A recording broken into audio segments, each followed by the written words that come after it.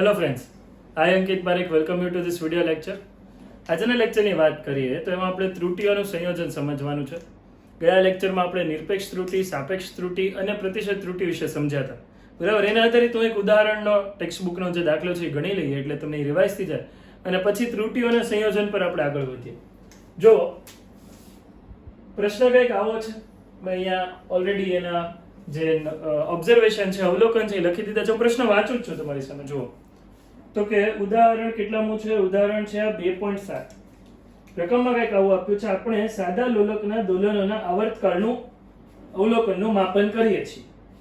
જે ક્રમિક અવલોકનો અનુક્રમે 2.63, 2.56, 2.42, 2.71 અને 2.80 સેકન્ડ છે. તો આપણે શું માપવાનું છે? આપણે ત્રણ વસ્તુ માપવાની છે: નિરપેક્ષ ત્રુટી, સાપેક્ષ ત્રુટી અને પ્રતિશત ત્રુટી.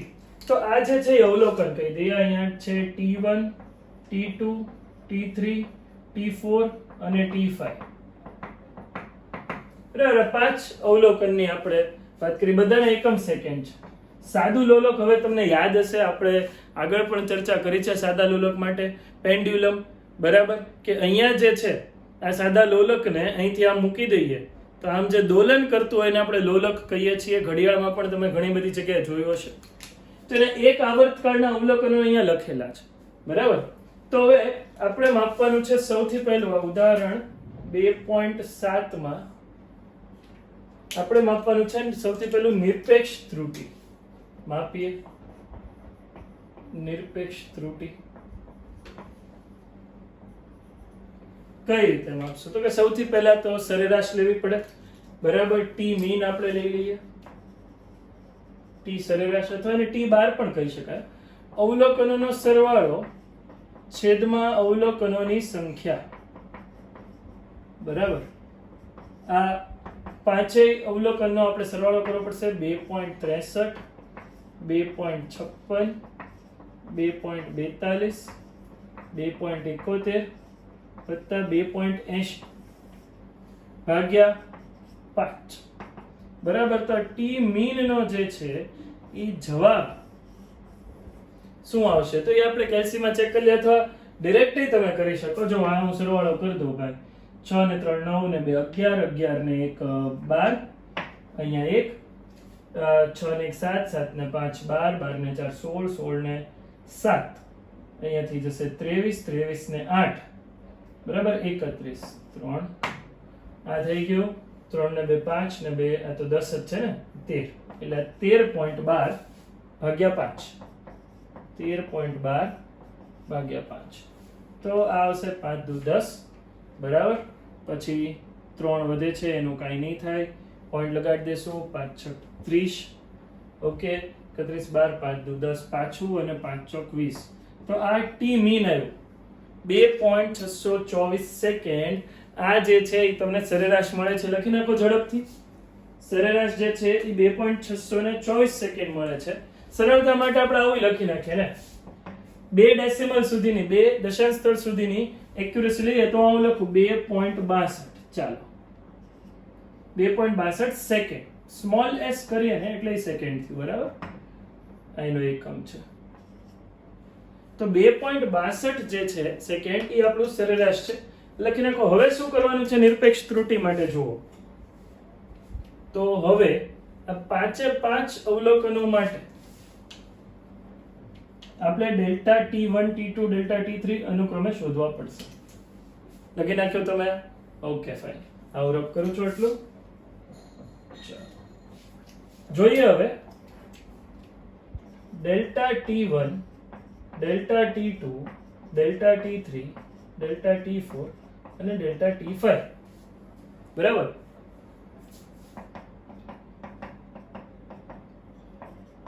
આ થશે T1 minus T mean, T2 minus T mean, સરેરાશ T3 માઇનસ ટી મીન, એવી રીતે T4 માઇનસ ટી મીન અને T5 માઇનસ ટી મીન.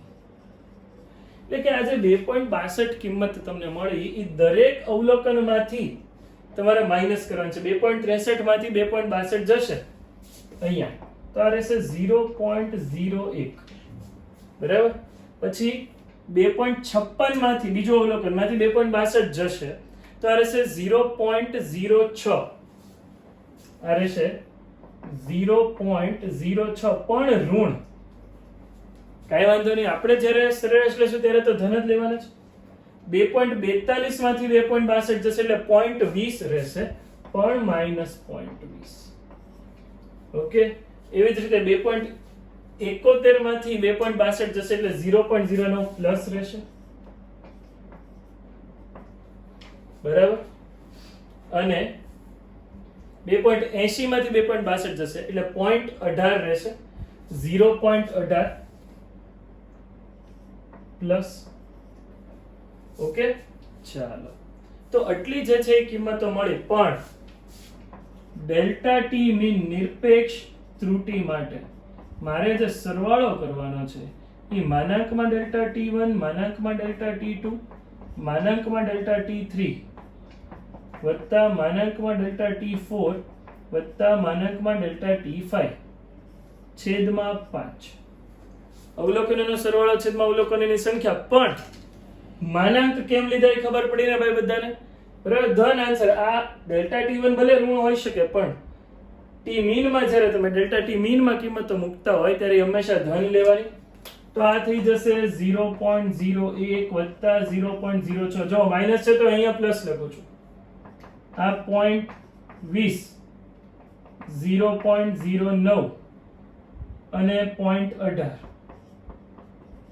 ભાગ્યા 5 તો નિરપેક્ષ ત્રુટિ આનો તમે સરવાળો કરશો અને એને ભાગ્યા 5 કરશો બરાબર તો નિરપેક્ષ ત્રુટિનો તમારો જે આન્સર બને છે એ કંઈક આવો બને છે હવે ફાઇનલી જોઈ લો તમે હું ગણતરી જ કરું છું 0.11 બરાબર આ આન્સર બને છે 0.11 સેકન્ડ 0.11 સેકન્ડ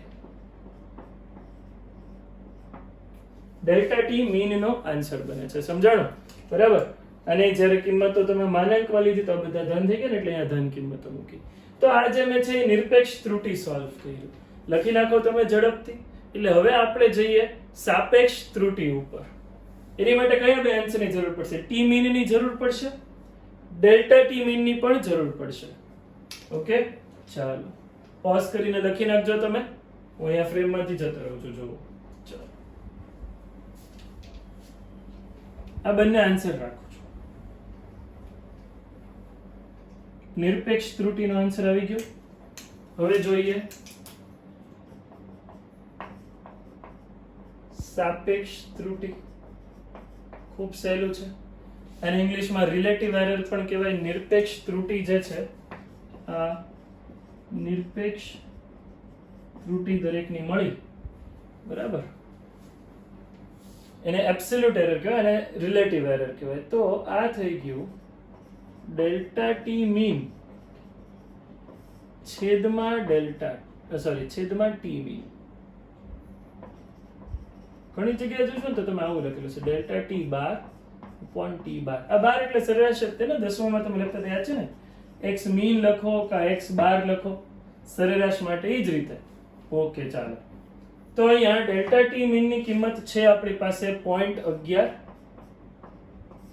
અને આ કિંમત છે 2.62 જો આનો એકમ સેકન્ડ આનો એકમ સેકન્ડ એટલે યાદ રાખો સાપેક્ષ ત્રુટિનો કોઈ એકમ ન હોય તો ડેલ્ટા ટી મીન છેદમાં ડેલ્ટા ટી કરો તો આ જે છે એ તમારે કેલ્સીમાં કરવું પડશે આનો કોઈ એકમ નથી ચેક કરી લો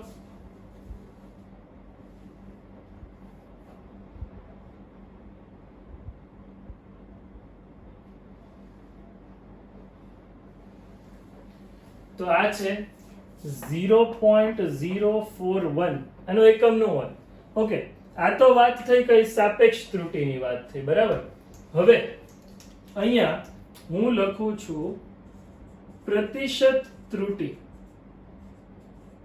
એમાં કઈ નવું નથી ભાઈ ડેલ્ટા ટી મીન છેદમાં કેમ મેં ડેલ્ટા ટી લખ્યું અહીંયા ટી મીન આવશે સોરી ટી મીન લખો તમે સરેરાશ એને ગુણ્યા 100% કરી દેવાનું રહેશે એટલે કે 0.041 જાય એવું બરાબર આ જે 0.041 છે એને ગુણ્યા આપણે ખાલી 100% કરી દઈએ તો એ કેટલું થઈ જશે? 0.041 ગુણ્યા 100%. જવાબ તમારો બને છે 4.1%. આન્સર જોઈ લો તમે. આન્સર તમારો બને છે 4.1%. બરાબર. હું ટી મીન અહીંથી કાઢી નાખું છું. તો આ કયો આન્સર આવ્યો? પ્રતિશત ત્રુટીનો. બરાબર. આ જે છે એ પ્રતિશત, આને આમ પણ લખી શકાય, delta T mean upon T mean percentage. બરાબર. તો આ જે આન્સર બન્યો એ સાપેક્ષ ત્રુટીનો ત્રણેય છે તમારી સામે. જો નિરપેક્ષ ત્રુટી છે, સાપેક્ષ ત્રુટી છે, પ્રતિશત ત્રુટી છે. બરાબર. લખી લો ઝડપથી તમે. ઓકે.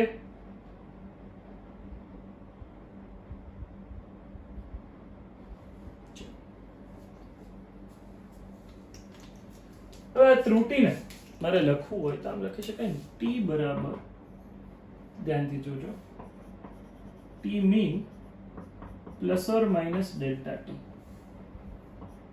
પર્સન્ટેજ. આનો અર્થ સમજો તો કે ટી મીન આવ્યું છે 2.62 પ્લસ ઓર માઇનસ 4.1%. આમ લખો. ઓર જો અહીંયા તમે પર્સન્ટેજ ન લખો તો તમારે કઈ ત્રુટી લખવી પડે એની? તો કે એ નિરપેક્ષ ત્રુટી જે છે એ લખી દઈએ, જે છે 0.11. એટલે કે આવર્તકાળની રેન્જ શું થઈ? અવધિ 2.62 માં પ્લસ 0.11 અથવા 2.62 માં માઇનસ 0.11. તો આ આપણે લખી દઈએ 2.62 ઓછા 11 કરો ને 0.11, તો આ આવશે અહીંયા 1, અહીંયા 5, 2.51 સેકન્ડ થી 2. આ થઈ ગયું 73 સેકન્ડ. 2.73 સેકન્ડ. આ જે છે એની રેન્જ થઈ. સમજાણું ને? 2.62 પ્લસ ઓર માઇનસ 0.11. પર્સન્ટેજ કરવું હોય તો પ્લસ ઓર માઇનસ 4.1% એવું લખી નાખવાનું. તો દાખલો તમને સમજાણો હશે. બરાબર. હવે આપણે જે જોવાનું છે એ છે ત્રુટીઓનું સંયોજન. જો ત્રુટીઓના સંયોજનની આપણે વાત કરીએ તો એમાં 3 પ્રકારના સંયોજન છે. એક સરવાળા બાદબાકી માટે, ગુણાકાર માટે, અને એટલે ગુણાકાર ભાગાકાર બંનેનો કમ્બાઈન જ કરશું, અને જ્યારે એને ઘાત સ્વરૂપે હોય ત્યારે. સૌથી પહેલા જોઈએ સરવાળા બાદબાકી માટે. ધારો કે કોઈક સમીકરણ આપણી પાસે આવું છે a પ્લસ બી. કોના માટે હું સમજુ છું અત્યારે? તો કે આપણે જોઈએ છે ત્રુટીનું સંયોજન. એમાં પહેલું સરવાળા કે બાદબાકી માટે. બરાબર. અત્યારે પહેલા મેં સરવાળા માટે લીધું. ધારો કે z બરાબર a વત્તા b આપ્યું છે. z કોઈક એવી ભૌતિક રાશિ છે જેનું સૂત્ર a વત્તા b છે. a અને b ના સરવાળાથી આપણને z મળે છે. તો z ના અવલોકનમાં ત્રુટી, પરિણામી ત્રુટી મારે શોધવી છે. a ના અવલોકનમાં જે ત્રુટી છે ને, તો કે a ને આવી રીતે લખી શકાશે, એ છે a plus or minus delta a. બરાબર. અને b ને લખી શકાશે plus or minus delta b. તો જે z માટે બનશે z વત્તા plus or minus delta z. આનો આ બંને સાથેનો સંબંધ મેળવવો છે. બરાબર. ડેલ્ટા z જે છે એ શું થઈ ગઈ? તો કે z ના અવલોકનમાં નિરપેક્ષ ત્રુટી થઈ ગઈ. પ્લસ ઓર માઇનસ છે, હમણાં રેન્જ માટે આપણે જોયું એવી જ રીતે. તો એ કઈ રીતે મળશે? આપણે લખીએ z ની જગ્યાએ આ લખી દઈએ. બરાબર. z plus or minus delta z. a માં લખીએ a વત્તા પ્લસ, એટલે a plus or minus delta a plus b plus or minus delta b. જો તો ભાઈ આને આમ લખી શકાય, z plus or minus delta z બરાબર a plus or minus delta a plus b plus or minus delta b. જેને હું ખાલી ગ્રુપિંગ અલગ કરું છું, કાઉન્સ a plus b plus plus or minus delta a plus or minus delta b. ખ્યાલ આવી ગયો ને? પ્લસ ઓર માઇનસ એ તો ગમે તે હોઈ શકે. તો z plus or minus delta z. હવે આ તો ખબર જ છે z બરાબર a પ્લસ b છે. તો અહીંયા કિંમત મૂકી દઈએ, z plus or minus delta z કૌંસમાં, અહીંયા z plus or minus delta a delta b. Okay, done. ચાલો તો તો આ ઝેડ અને ઝેડ ઉડાડી દઈએ. તો ડેલ્ટા ઝેડ શું થયું? આ બંનેની ત્રુટીઓનો સરવાળો. બીકોઝ સરવાળો હોઈ શકે, બાદબાકી હોઈ શકે, સરવાળો બાદબાકી હોઈ શકે, બાદબાકી સરવાળો, પણ મેક્સિમમ પોસિબલ ત્રુટી શું થઈ? અહીંયા ડેલ્ટા ઝેડ માટે શક્ય મહત્તમ કિંમત કઈ મળે? તો કે ઈ મળશે ડેલ્ટા એ વત્તા ડેલ્ટા બી. આ સમજવાનું છે આપણે. ડેલ્ટા ઝેડ માટે plus or minus delta Z માટે મેં શું લખ્યું? બરાબર, ડેલ્ટા એ વત્તા ડેલ્ટા બી. સરવાળા માટેની વાત થઈ. આ જ રીતે હવે તમને એમ થાય કે જો z બરાબર a માઇનસ b હોય, z બરાબર a માઇનસ b, તો ડેલ્ટા z કંઈક આવું થવું જોઈએ ને? બરાબર, આ રોંગ ન થાય. આવું ભૂલમાં ન કરતા. ડેલ્ટા z થશે ડેલ્ટા a વત્તા ડેલ્ટા b. ભલે z બરાબર a માઇનસ b હોય, z બરાબર a પ્લસ b હોય કે a માઇનસ b હોય, ત્રુટી જે છે એનો સરવાળો જ થશે. એ તમને મેક્સિમમ હંમેશા જે છે એ સરવાળા સ્વરૂપે જ મળશે. એટલે હું તમને સિમ્પલ વસ્તુ સમજાવું. ધારો કે a ના અવલોકનમાં 2% ની ત્રુટી છે, બરાબર, અને b ના અવલોકનમાં કંઈક જે ત્રુટી a ના અવલોકનમાં 2% નહીં, પણ આપણે ડેલ્ટા a બોલીએ. ડેલ્ટા a છે, આમાં ડેલ્ટા b છે, આની કિંમત 0.1 છે, આની કિંમત 0.2 છે, તો ડેલ્ટા z 0.3 જ થાય. પછી a પ્લસ b હોય કે a માઇનસ b હોય, આપણે એવો દાખલો ગણીએ છીએ. આ નોટ ડાઉન તમે કરી નાખો. કોના માટે? સરવાળા કે બાદબાકી માટે? સરવાળા માટે યા બાદબાકી માટે યા. બરાબર, એટલે z બરાબર a પ્લસ b હોય કે a માઇનસ b હોય, ડેલ્ટા z બરાબર ડેલ્ટા a વત્તા ડેલ્ટા b જ થશે. મેક્સિમમ પોસિબલ એરર, શક્ય મહત્તમ ત્રુટી. જો અહીંયા તમારી માટે કામની વસ્તુ ખાલી એટલી જ થઈ. આ આખી સમજણમાં તમારા માટે કામની વસ્તુ એટલી જ થઈ. z બરાબર a પ્લસ b और z બરાબર a માઇનસ b, ગમે તે સમીકરણ, ડેલ્ટા z બરાબર ડેલ્ટા a વત્તા ડેલ્ટા b. સરવાળા કે બાદબાકી માટે ત્રુટીના સંયોજનનો નિયમ થયો. કોના માટે? સરવાળા કે બાદબાકી માટે. યાદ રાખજો, આ લખી લ્યો.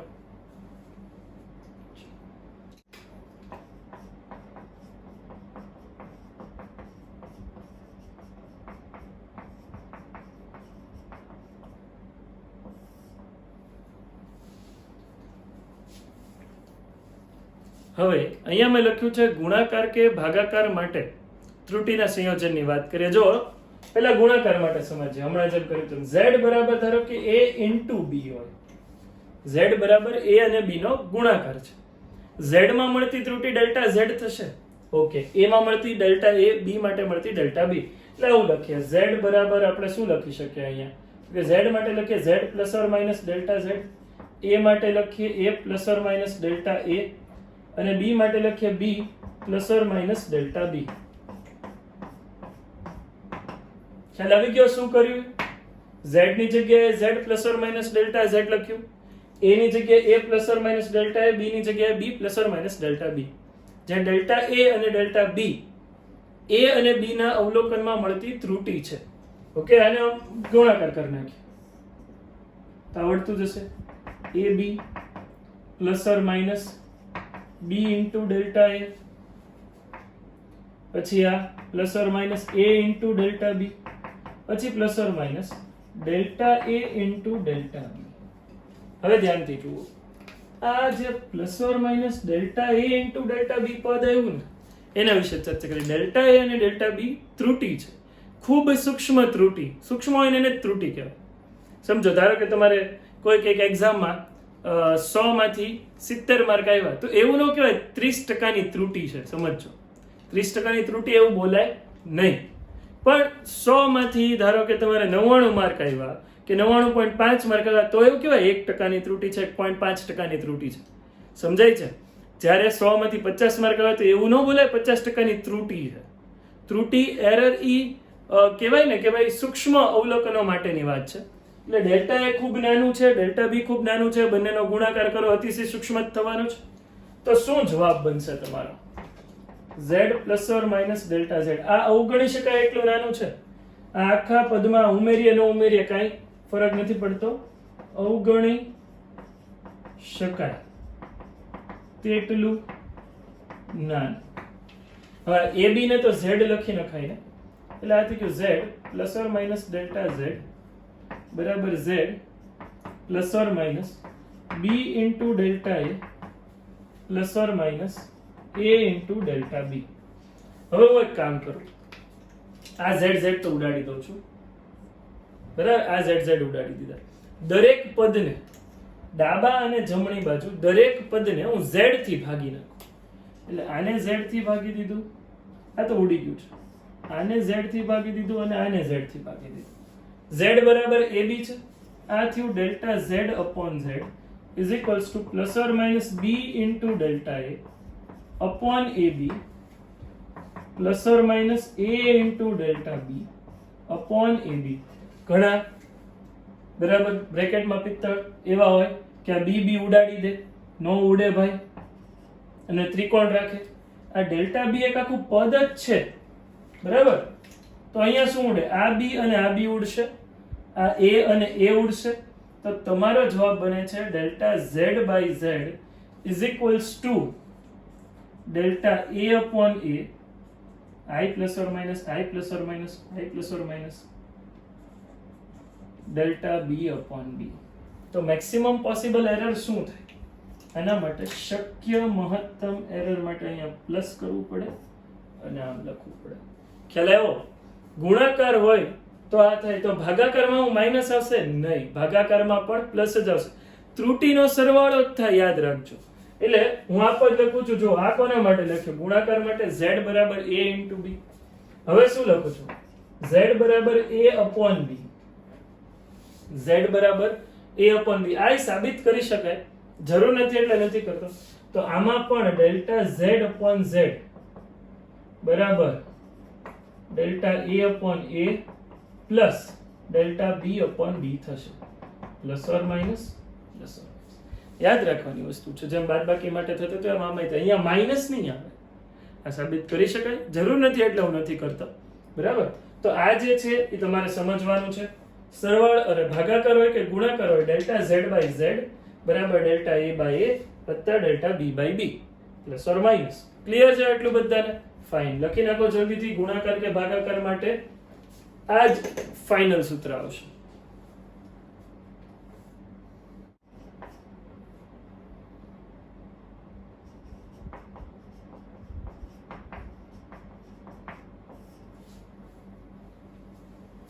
જો હવે આપણે સમજીએ ઘાતાંક માટે ત્રુટિ. ધારો કે Z બરાબર આવું લખેલું હોય A સ્ક્વેર, ધ્યાનથી સમજજો. જો આવું લખેલું હોય Z બરાબર A સ્ક્વેર, તો ડેલ્ટા Z બાય Z થશે 2 into delta A by A, અને પ્રતિશત થશે ડેલ્ટા Z બાય Z પ્રતિશત બરાબર 2 into delta A by A પ્રતિશત ત્રુટિ.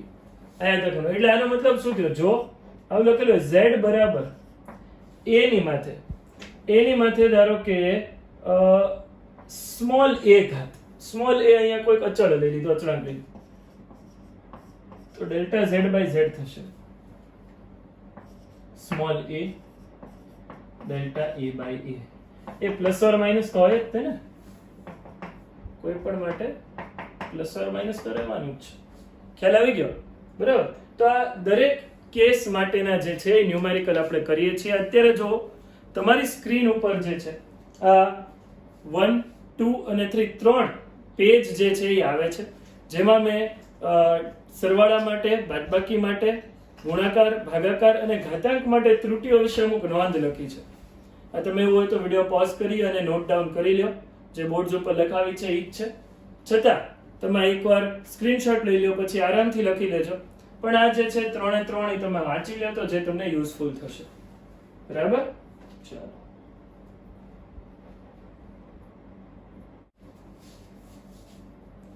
અહીંયા મેં ત્રુટિઓના સંયોજન માટે, આ સરવાળા બાદબાકી માટે, આ ગુણાકાર ભાગાકાર માટે અને ઘાત માટે, જો A અને B બંને માટે લખી દીધું છે. તો આ નિયમોનો ઉપયોગ કરી અને આપણે થોડા ઉદાહરણ, ટેક્સ્ટબુકના ઉદાહરણ જે છે સોલ્વ કરવાના છે. નેક્સ્ટ લેક્ચરમાં હું તમને એક અસાઇનમેન્ટ આપીશ, જે ડિસ્ક્રિપ્શન લિંકમાં થોડી વારમાં મુકાઈ જશે. બરાબર. નેક્સ્ટ લેક્ચરમાં એ અસાઇનમેન્ટ જે છે એ આપણે સોલ્વ કરશું, જે કમ્પ્લીટલી ત્રુટીઓને આધારિત જ હશે. બરાબર. નેક્સ્ટ ક્વેશ્ચન આપણે જોઈએ. ટેક્સ્ટબુકનું ઉદાહરણ છે 2.9. અવરોધ R બરાબર V બાય I, જેમાં V બરાબર 100 પ્લસ ઓર માઇનસ 5 વોલ્ટ છે અને I બરાબર 10 વત્તા પ્લસ ઓર માઇનસ 0.2 એમ્પિયર છે. તો R માં ત્રુટી શોધો. અહીંયા R બરાબર V upon I આ સૂત્ર છે. V શું છે? તો કે 100 પ્લસ ઓર માઇનસ 5 વોલ્ટ અને પ્રવાહ છે 10 પ્લસ ઓર માઇનસ 0.2 એમ્પિયર. આ સૂત્રો છે આપણી પાસે. બરાબર. હવે આ ભાગાકાર માટે થયું તો Z બરાબર E upon D હોય તો આ સૂત્ર આવશે. લખીએ ડેલ્ટા Z upon Z, એટલે અહીંયા મારે લખવું પડશે R upon R.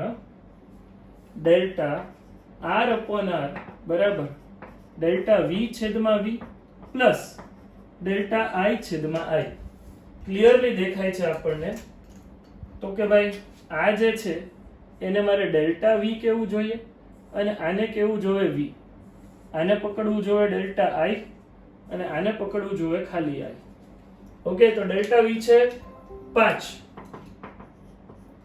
એના છેદમાં 100 વત્તા ડેલ્ટા I છે 0.2 એના છેદમાં 10. તો જવાબ કંઈક બને છે ડેલ્ટા R upon R માટે 5 ના છેદમાં 100 એટલે કે એ થઈ ગયું 0.05 વત્તા 0.02. સીધું થઈ જાય ને ભાઈ 0.07. ઓકે, હવે પ્રતિશતમાં મારે જોતું હોય, જો આન્સર પ્રતિશત માટે જોતો હોય delta R by R percentage, તો આ થઈ જશે 0.07 પ્રતિશત એટલે ગુણ્યા 100%. તો આ થઈ જશે 7%. આ એક રીત થઈ. ખ્યાલ આવ્યો ગણતરી કેમ કરી?